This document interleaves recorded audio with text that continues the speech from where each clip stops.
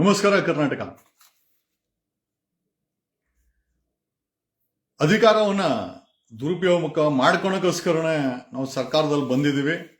ನಾವು ಮಾಡಿದ್ದೇ ಒಂದು ಆದೇಶ ಅನ್ನೋ ಮಟ್ಟಕ್ಕೆ ಗೆದ್ದು ಬಂದಂತ ಸರ್ಕಾರಗಳು ಯಾಕೆ 5 ವರ್ಷಕ್ಕೊಮ್ಮೆ ಚುನಾವಣೆಗಳಿರ್ತವೆ ಅಂತಂದ್ರೆ, ಪ್ರಜಾಪ್ರಭುತ್ವದಲ್ಲಿ 5 ವರ್ಷಗಳ ಕಾಲ ಇವರು ಸೇವೆ ಮಾಡಿದ್ರೆ ಪರವಾಗಿಲ್ಲ, ಸೇವೆ ಮಾಡಿದಿರ ಅಧಿಕಾರ ದುರುಪಯೋಗ ಮಾಡಿಕೊಂಡು ಮಾಡಬಾರದನ್ಗಳನ್ನ ಗೆದ್ದು ಬಂದಂತ ಸರ್ಕಾರಗಳು ಮಾಡಿದ್ರೆ ಚುನಾವಣೆಯಲ್ಲಿ ಜನರು ಅವರನ್ನ ಸೋಲಿಸಲಿ ಅನ್ನೋ ಒಂದೇ ಒಂದು ಉದ್ದೇಶಕ್ಕೋಸ್ಕರ, ಬದಲಾವಣೆ ಆಗ್ಬೇಕು ಒಂದೇ ಒಂದು ಉದ್ದೇಶಕ್ಕೋಸ್ಕರ ಈ ಚುನಾವಣೆಗಳನ್ನ ಮಾಡಿದೆ. ಈಗ ಗೆದ್ದು ಬಂದಿರೋ ಸರ್ಕಾರಗಳು ಯಾವ ಮಟ್ಟಕ್ಕೆ ಅಧಿಕಾರಗಳನ್ನ ದುರುಪಯೋಗ ಮಾಡ್ತವೆ ಅಂತಂದ್ರೆ, 1 ವರ್ಷದ ಹಿಂದೆ IPL ಸಂಭ್ರಮಾಚರಣೆಯಲ್ಲಿ 11 ಜನ ಸಾವಿಗೀಡಾದ್ರು. ಇದಕ್ಕೆ ಮೂಲವಾಗಿ ಕಾರಣ ಅವತ್ತಿನ ಬೆಂಗಳೂರಿನ ಪೊಲೀಸರು.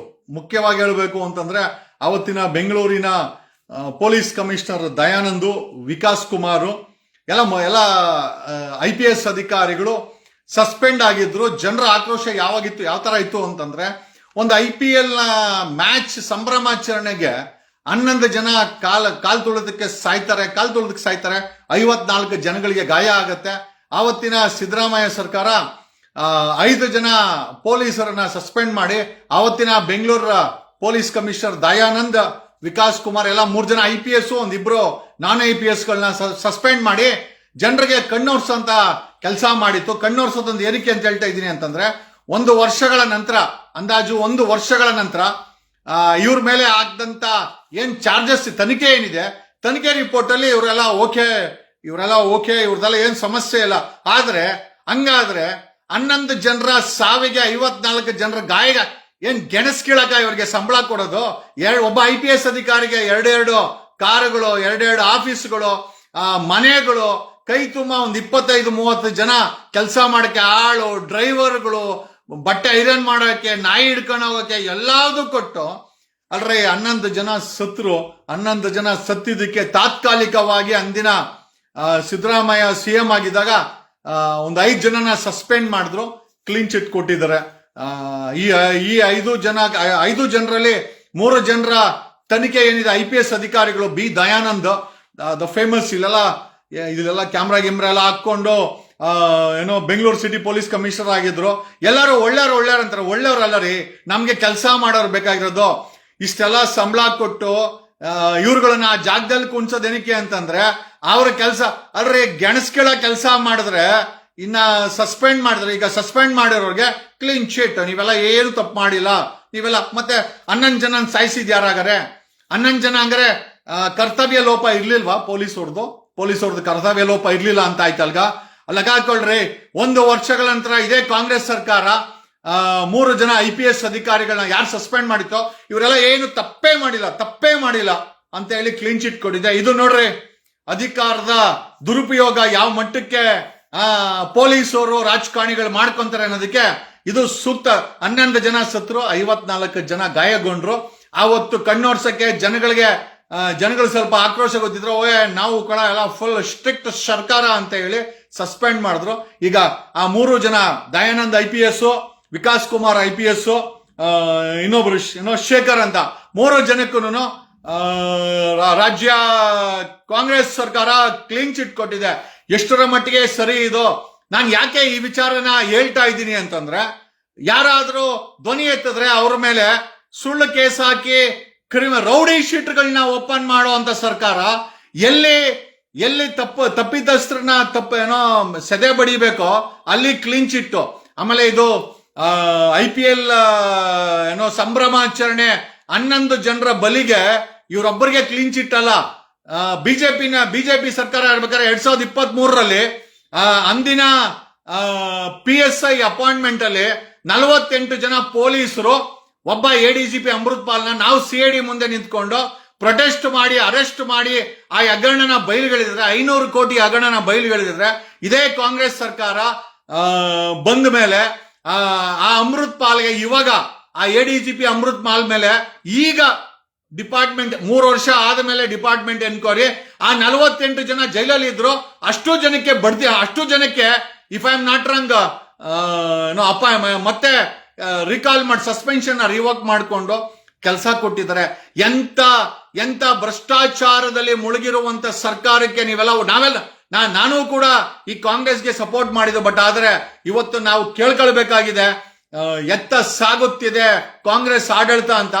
ಬರೀ IPS ಅಧಿಕಾರಿಗಳಿಗೆ ಕ್ಲೀನ್ ಚಿಟ್ ಕೊಡೋದು ಒಂದೇ ಅಂತಲ್ಲ, ಇವ್ರು ಏನ್ ಗೊತ್ತಾ, ಇವ್ರು ಇಲ್ಲಿ ನಡೆಯೋದು ಯಾರೋ ಹೇಳ್ತಾ ಇದ್ರು, ಯಾವ ಹೋರಾಟನೂ ನಡೆಯಲ್ಲ ರೀ, ಯಾವ ಒಳ್ಳೆತನ ನಡೆಯಲ್ಲ, ನಡೆಯೋದು ಒಂದೇ ದುಡ್ಡಿಲ್ಲಿ. ನಿನ್ ಜೇಬಲ್ಲಿ ಎಷ್ಟು ದುಡ್ಡಿದೆ, ನಿನ್ ಬ್ಯಾಕ್ ಗ್ರೌಂಡ್ ಅಲ್ಲಿ ಎಷ್ಟು ದುಡ್ಡಿದೆ, ಆ ದುಡ್ಡಿಂದ ನೀನು ದುಡ್ಡು ಕೊಟ್ಟು ಎಷ್ಟು ಕೆಲಸ ಮಾಡಿಸ್ಕೊಂಬೋದು, ಇಷ್ಟೊಂದೇ ನಡೆಯೋದ್ ಬಿಟ್ರೆ ಬೇರೆ ಏನೂ ನಡೆಯಲ್ಲ.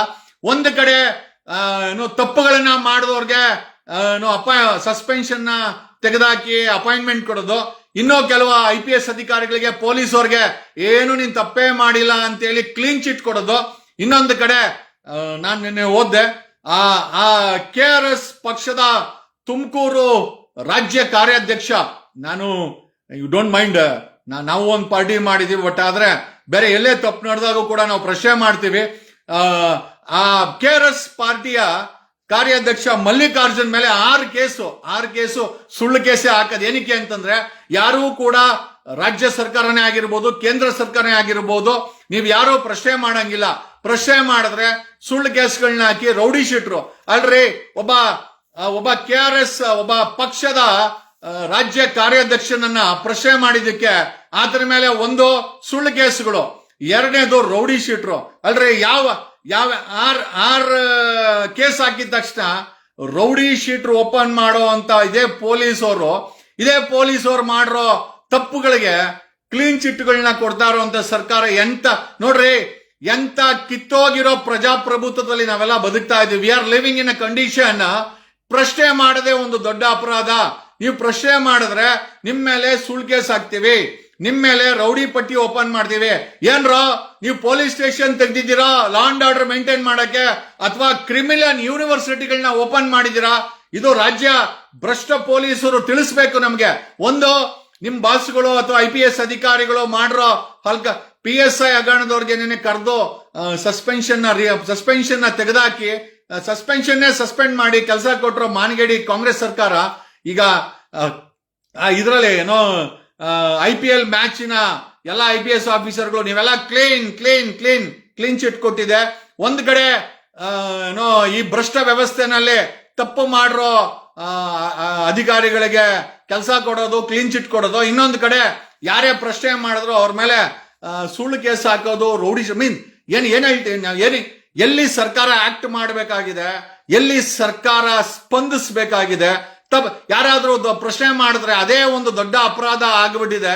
ಅವರುಗಳ ಮೇಲೆ ತುಮಕೂರಲ್ಲಿ ಈ ಮಲ್ಲಿಕಾರ್ಜುನ್ ಅನ್ನೋ ವ್ಯಕ್ತಿಯನ್ನ ಐ ಥಿಂಕ್ KRS ಪಕ್ಷದ ರಾಜ್ಯ ಕಾರ್ಯಾಧ್ಯಕ್ಷ ಅಂತೆ, ಆ ವ್ಯಕ್ತಿ ಮೇಲೆ ರೌಡಿ ಪಟ್ಟಿನ ಓಪನ್ ಮಾಡಿದ್ದಾರೆ. ಇದಕ್ಕೆ ಇವ್ರು ಕೊಡುವಂತದ್ದು ಏನು ಅಂತಂದ್ರೆ, ಈತನ ಮೇಲೆ 6 ಕೇಸುಗಳಿತ್ತು, ಅದಕ್ಕೆ ರೌಡಿ ಪಟ್ಟಿ ಓಪನ್ ಮಾಡಿದ್ರೆ. ಆಯ್ತಪ್ಪ, ಈಗ ಮಾನದಂಡ ನೀವು ರೌಡಿ ಪಟ್ಟಿ ಹಂಗಾರೆ ನೀವು ಲಾ ಅಂಡ್ ಆರ್ಡರ್ ಮೇಂಟೈನ್ ಮಾಡಕ್ಕೆ ಅಲ್ಲ, ನೀವು ಭ್ರಷ್ಟಾಚಾರ ಮಾಡಕ್ಕೆ, ಆಮೇಲೆ ಜನಗಳ ಮೇಲೆ ರೌಡಿ ಪಟ್ಟಿಗಳನ್ನ ಸುಳ್ಳು ಕೇಸುಗಳನ್ನ ಹಾಕಿ ಕ್ರಿಮಿನಲ್ ಯೂನಿವರ್ಸಿಟಿನ ಓಪನ್ ಮಾಡಕ್ಕೆ ಇವತ್ತು ರಾಜ್ಯ ಪೊಲೀಸರು ಕೆಲಸ ಮಾಡ್ತಾ ಇದ್ರೆ. ಈಗ 6 ಕೇಸ್ ಇದೆ ಅವನ ಮೇಲೆ ಅಂತೇಳಿ, ಆ ಮಲ್ಲಿಕಾರ್ಜುನ್ ಮೇಲೆ ರೌಡಿ ಪಟ್ಟಿನ ಓಪನ್ ಮಾಡಿದೀವಿ ಅಂತೇಳಿ ಇದು ಮಾಧ್ಯಮಗಳಲ್ಲಿ ನಾವು ನೋಡಿದ್ದು. ಪ್ರಶ್ನೆ ಏನಪ್ಪಾ ಅಂತಂದ್ರೆ, ಈಗ 6 ಕೇಸ್ ಇರೋ ಮಲ್ಲಿಕಾರ್ಜುನ್ ಮೇಲೆ KRS ಪಕ್ಷದ ಕಾರ್ಯಾಧ್ಯಕ್ಷ ರೌಡಿ ಪಟ್ಟಿ ಓಪನ್ ಮಾಡೋದಾದ್ರೆ, ಅದೇ ಮಾನದಂಡ ಅನ್ನೋದಾದ್ರೆ, ಕರ್ನಾಟಕದ CM DK ಶಿವಕುಮಾರ್ ಅವರು 2023 ತಾವು ಡಿಕ್ಲೇರ್ ಮಾಡಿರೋ ಅಫಿಡೇವಿಟ್ ಅಲ್ಲಿ 19 ಕ್ರಿಮಿನಲ್ ಕೇಸಸ್ ಪೆಂಡಿಂಗ್ ಇದೆ ಅಂತ ಆಯ್ತು. ಅಲ್ರಿ, KRS ಪಕ್ಷದ ಮಲ್ಲಿಕಾರ್ಜುನ್ ಮೇಲೆ 6 ಕೇಸ್ ಇದೆ ಅಂತ ರೌಡಿ ಪಟ್ಟಿ ತೆರೆಯುವಂತ ಇದೇ ಭ್ರಷ್ಟ ಪೊಲೀಸ್ ಇಲಾಖೆ, ಭ್ರಷ್ಟ ಪೊಲೀಸ್ ಅವರು ಕರ್ನಾಟಕ ರಾಜ್ಯದ ಮುಖ್ಯಮಂತ್ರಿ DK ಶಿವಕುಮಾರ್ ಅವ್ರ ಮೇಲೆ 19 ಕೇಸ್ ಇದೆ. ಏನು ಬೇಳೆ ಬೇಯಿಸಕ್ಕಾಗಲ್ಲ, ಅವ್ರು ಉಗಿಸ್ಕೊಬೇಕಷ್ಟೇ. CM ಸಿಕ್ದಾಗೆಲ್ಲ ಕ್ಲಾಸ್ ನಿಮ್ಮ ಯೋಗ್ಯತೆ ಏನಿದ್ರು ಅಲ್ಲ, ಒಂದಂತೂ ನಿಜ, ಒಬ್ಬ DK ಶಿವಕುಮಾರ್ ಮೇಲೆ 19 ಕ್ರಿಮಿನಲ್ ಕೇಸಸ್ ಇದೆ. ನೀವೇನು ಗೆಣಸ್ ಕೇಳಕ್ಕಾಗಲ್ಲ. ಯಾಕೆ ಅಂತಂದ್ರೆ, ಆ ಜಾಗಕ್ಕೆ ಬಂದ ಮೇಲೆ ಅವ್ರು ಹೇಳ್ದಂಗೆ ಕೇಳಬೇಕೇ ಹೊರತು ನಿಮ್ಮ ಆಟ ಏನೂ ನಡೆಯಲ್ಲ. ಧ್ವನಿ ಮಾಡೋರ್ ಮೇಲೆ ರೌಡಿ ಪಟ್ಟಿ KRS ಪಕ್ಷದವರು, ನಮ್ದು ಒಂದು ಪಕ್ಷ ಇದೆ, ಇಲ್ಲ ಅಂತ ಹೇಳ್ತಾ ಇಲ್ಲ. ನಾನು ಯಾಕೆ ಈ ವಿಚಾರವನ್ನ ಒತ್ತಿ ಹೇಳ್ತಾ ಇದ್ದೀನಿ ಅಂತಂದ್ರೆ, ಇಲ್ಲಿ ಪ್ರಜಾಪ್ರಭುತ್ವ ಬದುಕಿದೆಯಾ? ಪ್ರಜೆಗಳು ಪ್ರಶ್ನೆ ಮಾಡಿದ್ರೆ ರೌಡಿ ಪಟ್ಟಿ ಓಪನ್ ಮಾಡುವಂತ ಕಾಂಗ್ರೆಸ್ ರಾಜ್ಯ ಸರ್ಕಾರ, ಬಿಜೆಪಿಯವರು ಏನು ಕಡಿಮೆ ಇಲ್ಲ. 15 ದಿವಸದಿಂದ ಉಪವಾಸದಲ್ಲಿ ಕೂತಿದ್ದಾರೆ. ಅಲ್ಲೇ ಡೆಲ್ಲಿನಲ್ಲಿ ಆ ಕಾಕ್ರೋಚ್ ಪಾರ್ಟಿಯ ಸೋನಮ್ ವಾಕ್ಷಿಕ್ 15 ದಿವಸ 59 ವರ್ಷ ಸಾಯಂಗಿದ್ದಾನೆ, ತಲೆನೇ ಕೆಡಿಸ್ಕೊಳಲ್ಲ. ನೀವು ಸತ್ತೋಗಿ, ನಾವು ಬಿಜೆಪಿ ಆಗಿರ್ಬೋದು ಕಾಂಗ್ರೆಸ್ ಆಗಿರ್ಬೋದು ಅವ್ರ ಆಡಳಿತಕ್ಕೆ ಬರಬೇಕು, ಅವ್ರ ಆಡಳಿತಕ್ಕೆ ಬೇಕೋ ಏನ್ ಬೇಕೋ ಮಾಡ್ಕೊಂತಾರೆ ಹೊರತು ಜನರ ಪರವಾಗಿ ಪ್ರಜಾಪ್ರಭುತ್ವನ ಎತ್ತಿಡಕ್ಕೆ ಇವರೆಲ್ಲೂ ಕೆಲಸ ಮಾಡಲ್ಲ. ಈಗ ಆ KRS ಅಲ್ಲಿ ಕೇಂದ್ರ ಸರ್ಕಾರದಲ್ಲಿ ಆ ಮಾನಗೇಡಿ ಬಿಜೆಪಿ ಸರ್ಕಾರ ಒಬ್ಬ ವ್ಯಕ್ತಿ 15 ದಿವಸದಿಂದ ಉಪವಾಸ ಕೂತಿದ್ದಾನೆ. ವಿ ಡೋಂಟ್ ಕೇರ್, ಸತ್ತೋದ್ರೆ ಸತ್ತೋಗು. ಅಲ್ಲಿ ನೋಡ್ರಿ, ಆತನ ಮೇಲೆ 3 Idiots ಫಿಲಂ ಮಾಡ್ದಂತ ಇದೇ ಅಮೀರ್ ಖಾನ್ 3ನೇ ಮದುವೆ ಮಾಡ್ಕೊಂಡು ಆರಾಮಾಗಿ ಹೊರಟದ. ಅಲ್ಲಿ ನೋಡ್ರಿ, ಅವರ ಸಾಧನೆನ ಫಿಲಂ ಮಾಡಿ ಬಳಸ್ಕೊಳ್ಳೋ ಅಂತ ಇದೇ ಏನೋ ಫಿಲಂ ಫೀಲ್ಡ್ ಎಲ್ಲ ಇರುವಂತ ಹೀರೋಗಳು, ಅದೇ ಅವರು ನಿಜವಾದಂತ ವ್ಯಕ್ತಿ. ಆ ಸೋನಮ್ ವಾಕ್ಷಕ್ಕೆ ಆ 3 Idiots ಫಿಲಂ ಏನೋ ಐ ಥಿಂಕ್ ಬರ್ಲಿಕ್ಕೆ ಕಾರಣ ಆ ಸ್ಫೂರ್ತಿ, ಆ ವ್ಯಕ್ತಿಯನ್ನ ಬಳಸ್ಕೊಂಡು 3 Idiots ಮಾಡ್ದಂತ ಇದೇ ಅಮೀರ್ ಖಾನ್ ಎಲ್ಲೋ ಆರಾಮಾಗಿ ಮದುವೆ ಮಾಡ್ಕೊಂಡಿದ್ದಾರೆ. ಆ ನಿಜವಾದ ವ್ಯಕ್ತಿ 59 ವರ್ಷ, believe it or not, 59 years NEET paper ಹಗರಣಕ್ಕೆ 15 ದಿವಸದಿಂದ ಉಪವಾಸ ಕೂತಿದ್ದಾರೆ. ತಲೆನೇ ಕೆಡಿಸ್ಕೊಳಲ್ಲ. ಕಾರಣ ಯಾಕೆ ಅಂತಂದ್ರೆ, ನೀವು ವೋಟ್ ಹಾಕು ಬಿಡೋ, ನಾವು ಗೆದ್ಕೊಂಬರೋದು ಗೊತ್ತು ಅಂತೇಳಿ ಕಾಂಗ್ರೆಸ್ ಅವ್ರಿಗೆ, ಬಿಜೆಪಿ ಅವ್ರಿಗೆ, ಕೇಂದ್ರ ಬಿಜೆಪಿ ಸರ್ಕಾರ ಗೊತ್ತು. ಈ ಮಾನಗೇಡಿ ಸರ್ಕಾರಗಳಿಗೆ ಜನ ಬುದ್ಧಿ ಕಲಿಸಿದ್ದು. ಯಾರು ಏನು ಹೋರಾಟ ಮಾಡಿದ್ರು ಪ್ರಯೋಜನ ಇಲ್ಲ. ನಾವ್ ಹೇಳಿದ್ವಲ್ಲ, ನಮ್ಮನ್ನು ಪ್ರಶ್ನೆ ಮಾಡಿದ್ರೆ ಏನ್ ಮಾಡ್ತೀರಾ ಸರ್ ಅಂತ, ಏನ್ ಧ್ವನಿ ಮಾಡ್ಬೋದು ಬಿಟ್ರೆ ಬೇರೆ ಏನ್ ಮಾಡಕ್ಕಾಗುತ್ತೆ. But when it come to ಇವತ್ತಿನ ಸಾರ್ವಜನಿಕರು ಧ್ವನಿ ಎತ್ತೋರ್ ಮೇಲೆ ಕೇಸ್ಗಳನ್ನ ಹಾಕೋದು, ರೌಡಿ ಪಟ್ಟಿ ಓಪನ್ ಮಾಡೋದು, ಮಾನಗೇಡಿ ಪೊಲೀಸರ ಯಾವತ್ತಾದ್ರೂ ಈ ಕಾಂಗ್ರೆಸ್ ಬಿಜೆಪಿ JDS ಮುಕ್ತವಾಗಿ ಯಾವುದೋ ಒಂದು ಪಕ್ಷ ಬಂದಲ್ಲಿ ಕೂತ್ಕೊಂತದೆ, ಆವತ್ತು ನಿಮ್ಗಳಿಗೆ ನಿಮ್ಮ ಯೋಗ್ಯತೆಯನ್ನ ತೋರಿಸುವಂತ ಸಮಯ ಖಂಡಿತ ಬರ್ತದೆ. ಅಲ್ಲ, ಡೆಫಿನೆಟ್ಲಿ ಅಲ್ಲ. KRS ಪಕ್ಷದ ಮಲ್ಲಿಕಾರ್ಜುನ್ ಮೇಲೆ ರೌಡಿ ಪಟ್ಟಿ ತೆಗ್ದಿದ್ದೀರಾ ತುಮಕೂರಲ್ಲಿ, ಆಯ್ತಪ್ಪ. 6 ಕೇಸ್ ಇದೆ ಅಂತ ಹೇಳಿ ರೌಡಿ ಪಟ್ಟಿ ತೆಗ್ದಿದ್ದೀರಾ. DK ಶಿವಕುಮಾರ್ ಅವ್ರ ಮೇಲೆ 19 ಕ್ರಿಮಿನಲ್ ಕೇಸ್ ಇದೆ. 19 ಕ್ರಿಮಿನಲ್ ಕೇಸ್ ಇದೆ. ಓಕೆ, ಬರೀ DK ಶಿವಕುಮಾರ್ ಒಬ್ಬರೇ ಅಲ್ಲ, CM ಒಬ್ಬರ ಮೇಲೆಲ್ಲ ದಮ್ಮಿದ್ಯಾ ತೆಗಿಯಕ್ಕೆ? ರೌಡಿ ಪಟ್ಟಿ ತೆಗಿಯಕ್ಕಾಗಲ್ಲ. ಯಾಕೆ ಹೇಳಿ? ನಿಮ್ಮನ್ನ ಎತ್ತಂಗಡಿ ಮಾಡಿ ಮನೆ ಕಳಿಸ್ಬಿಡ್ತಾರೆ. ಓಕೆ, ಸಿದ್ದರಾಮಯ್ಯನವ್ರ ಮೇಲೆ 13 ಕ್ರಿಮಿನಲ್ ಕೇಸ್ ಇದೆ, ತೆಗಿಯಕ್ಕಾಗತ್ತಾ? ಆಗಲ್ಲ. ಯಾಕೆ? KRS ಅಥವಾ ಯಾರೋ ತಲೆಗೆ ಬಟ್ಟೆ ಎಲ್ದಾರ್ ಸಿಕ್ಕರೆ ರೌಡಿ ಪಟ್ಟಿ ಕ್ರಿಮಿನಲ್ ಕೇಸು ಅಂತಂದ್ರೆ ಅವ್ರು ಯಾರು ಕೇಳಕ್ಕಾಗಲ್ಲ. 13 ಕೇಸು ಸಿದ್ದರಾಮಯ್ಯನವ್ರ ಮೇಲೆ ಇದೆ, ಮಾಜಿ ಮುಖ್ಯಮಂತ್ರಿ. ಓಕೆ, ಜಮೀರ್ ಅಹಮದ್ ಖಾನ್ ಮೇಲೆ 5 ಕ್ರಿಮಿನಲ್ ಕೇಸ್ ಇದೆ. Priyanka Kharge present home minister ತಮ್ಮ ಅಫಿಡೇವಿಟ್ ಅಲ್ಲಿ ಡಿಕ್ಲೇರ್ ಮಾಡ್ಕೊಂಡಿರೋ ಕೇಸ್ಗಳ ಸಂಖ್ಯೆ 9 ಕೇಸು ಬರೀ Priyanka Kharge present home minister ಮೇಲೆ ಇದೆ ಅಂತ ಅವರೇ ಅಫಿಡೇವಿಟ್ ಅಲ್ಲಿ ಡಿಕ್ಲೇರ್ ಮಾಡ್ಕೊಂಡಿದ್ದಾರೆ.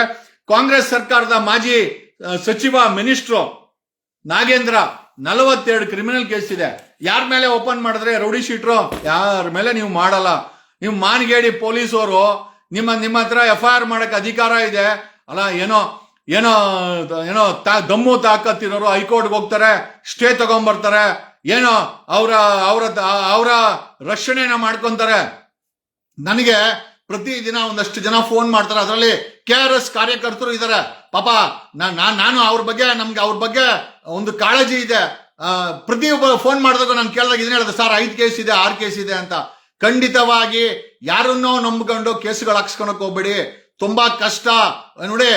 ಅಲ್ಲ, ಅಧಿಕಾರಕ್ಕೆ ಬರೋದು ಬೇರೆ ವಿಚಾರ, ಅಧಿಕಾರಕ್ಕೆ ಬರೋದು ಸಮಯ ಮತ್ತೆ ಜನ ಡಿಸೈಡ್ ಮಾಡ್ತಾರೆ.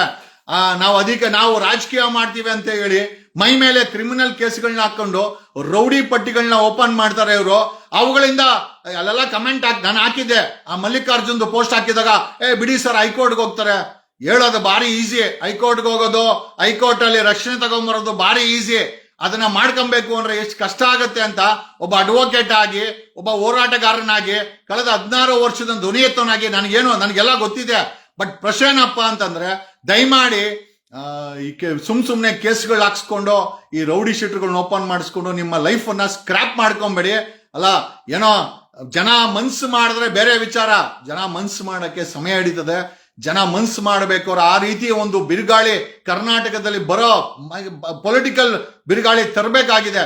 ಇಲ್ಲ ಅಂತಂದ್ರೆ ಈ ರೀತಿ ಸುಳ್ಳು ಕೇಸ್ ಹಾಕೊಂಡು ನೋಡ್ರಿ, ಆರಾಮಾಗಿ ಇವರು ಏನೋ IPL ಮ್ಯಾಚ್ ಅಲ್ಲಿ ಸಸ್ಪೆಂಡ್ ಆಗಿದಂತ IPS ಅಧಿಕಾರಿಗಳಿಗೆ ಕ್ಲೀನ್ ಚಿಟ್ ಕೊಟ್ಟರು ಅಂತ ಇದೇ ರಾಜ್ಯ ಸರ್ಕಾರ ಅಲ್ರಿ.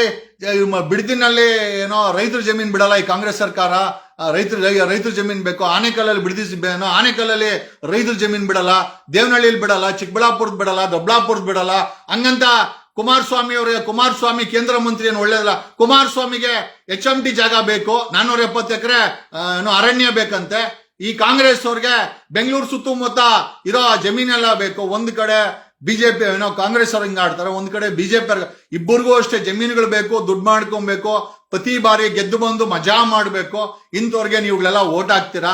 ಪಾಪ ಒಂದಷ್ಟು ಜನ ರಾಜಕೀಯ ಅಂತ ಹೇಳಿ ಬಂದು ಹೇಳಿ ಕೇಸ್ಗಳು ಹಾಕ್ಸ್ಕೊಂತ ಇದಾರೆ. ಅವ್ರಗಳನ್ನೆಲ್ಲ ನೋಡಿದಾಗ ನಮಗೂ ಅನ್ಸುತ್ತೆ, I think it's not required. ನಾನು ಸುಮ್ನೆ ಕೇಸ್ಗಳು ಹಾಕ್ಸ್ಕೊಳಕ್ ಹೋಗ್ಬೇಡಿ. ತುಂಬಾ ಕಷ್ಟ ಇವೆಲ್ಲ. ಯಾಕೆ ಅಂತಂದ್ರೆ ತಿಂಗಳಲ್ಲಿ 1 ವಾರ 10 ದಿವಸ ಹೋಗಿ ಕೋರ್ಟಲ್ಲಿ ನಿಂತ್ಕೊಬೇಕು. ರೌಡಿ ಶೀಟರ್ಗಳಾದಾಗ ನಿಮ್ಮನ್ನ ಯಾಕೆ ಅಲ್ಲ ಲೆಕ್ಕ ಹಾಕೊಳ್ಳಿ. ಈ ಗೂಂಡಾ ಪ್ರವರ್ತನೆ, ಈ ಕೊಲೆ ಮಾಡೋರು, ದರೋಡೆಕೋರರು, ಈ ಪೊಲೀಸರು, ಕರ್ನಾಟಕ ಪೊಲೀಸರು ಮಾಡಿದಿರೋ ಕೆಲಸನೇ ಇಲ್ಲ. ರೇಪ್ಗಳು ಮಾಡೋರೆ, ಐಬಿಗಳನ್ನ ಹೆಣ್ಮಕ್ಳನ್ನ ಕರೆದವ್ರೆ, ಸುಳ್ಳು ಕೇಸ್ ಹಾಕ್ತಾರೆ, ಸುಮ್ನೆ ರೌಡಿ ಪಟ್ಟಿ ಓಪನ್ ಮಾಡಕ್ ಬೇಡ, ಹೆಂಡ್ತಿನ ಬಾ ಮಂಚಿಗೆ ಬಂದ್ ಮಲ್ಕ ಅಂತ ಹೇಳ್ತಾರೆ. ಲಾಕಪ್ ಡೆತ್ಗಳು ಮಾಡಿದ್ದಾರೆ, ದರೋಡೆ ಮಾಡಿದ್ದಾರೆ, ಚಿನ್ನ ದರೋಡೆ ಮಾಡಿದ್ದಾರೆ, ಮಾಡಬಾರ್ದು ಕೆಲಸ ಮಾಡ್ತಾರೆ. ಇಂಥ ಕೆಲ್ಸಕ್ಕೆ ಅವರು ಲಂಚ ತಗೊಂಡಿರೋ ಅಂತ ಕೆಲಸ ಕೂಡ ಇಲ್ಲ.